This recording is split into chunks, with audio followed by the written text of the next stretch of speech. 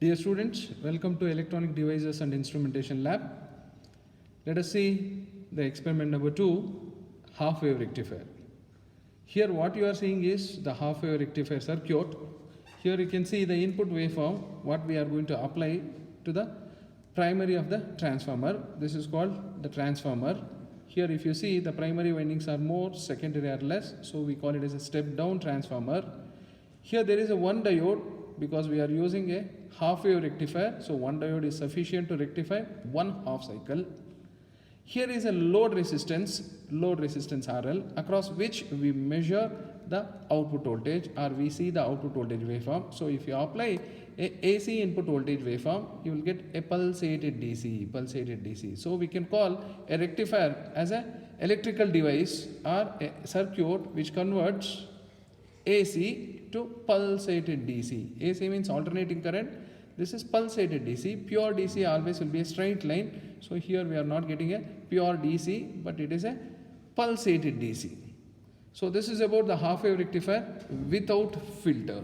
At the same time, if you connect a capacitor across the load, here you can see the same half-wave rectifier, but there is a capacitor we are using it as a filter to remove the ripple in the output voltage. We need a straight line, but we got the pulsated output, so we want to remove the ripple, so we use a capacitor as a filter, so we call it as a capacitor filter. So if it is a capacitor filter, we will get almost a pure DC, almost the ripple will be removed. Unwanted AC component in the DC will be removed. So this is the input voltage applied to the rectifier circuit, a pure AC. This is without filter. The output of a rectifier without filter, we call it as a pulsated DC. Only one half cycle is rectified, so the name half-wave rectifier. Once a capacitor filter is used, it removes the unwanted ripple component, so we are getting almost a pure DC. It is almost very close to a straight line. That means the ripple is very less. So let us directly come to the circuit.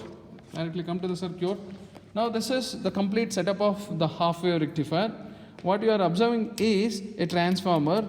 This is called a transformer. Transformer is used for the isolation. The primary winding and secondary winding will not have any electrical connection. So this is used for the electrical isolation. What you observe here is a center tap transformer, but we don't need a center tap transformer. If you observe, we have used only 0 to 9 volts. Here it is written in the secondary 0 to 9 volts. So here the output of the secondary, this is the primary, AC means 230 volts, 50 hertz supplied by KPTCL is applied to the primary. Here we are taking the 9 volts. So we call it as a step down transformer. So 9 volts is applied to a diode. This is the anode terminal of the diode. This is cathode terminal of the diode. So this diode is connected to a resistor. Resistor, other end comes back to the transformer. That's all the circuit. Transformer, diode, and the load. That's all. Very simple circuit. So our aim is to measure the ripple factor. Before going to that, let us see how the waveforms will look practically. So here, let us see the input, the secondary output voltage waveform. Here I have connected. So here, this is the secondary. So we can see the secondary at the CRO. This is the cathode ray oscilloscope monitor. What you observe is the input to the rectifier or step down output voltage of the transformer, 9 volts. So now let us see the output voltage. You can see now I am keeping across the load resistance. Here is the load. Across the load, I am trying to see the waveform.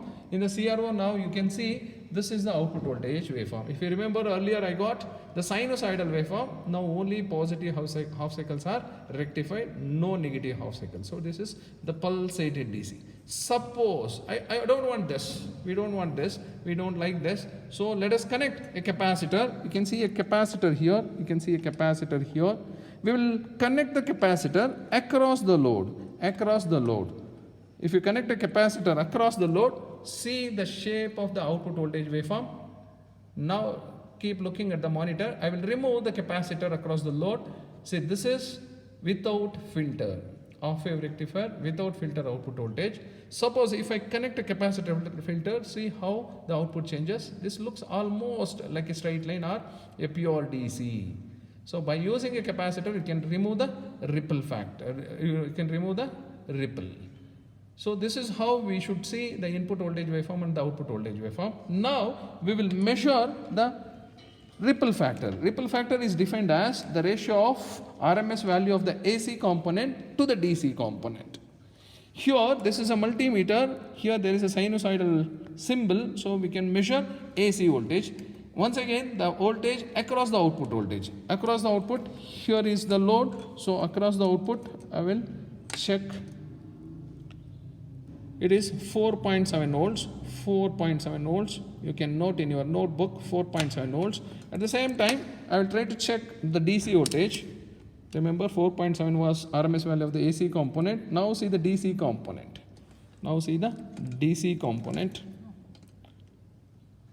DC is almost 4. Earlier 4.1, now 4. 4.1 by 4. The theoretical ripple factor is 1.21. Now you can only calculate what is the practical ripple factor. Usually you will get greater than 1.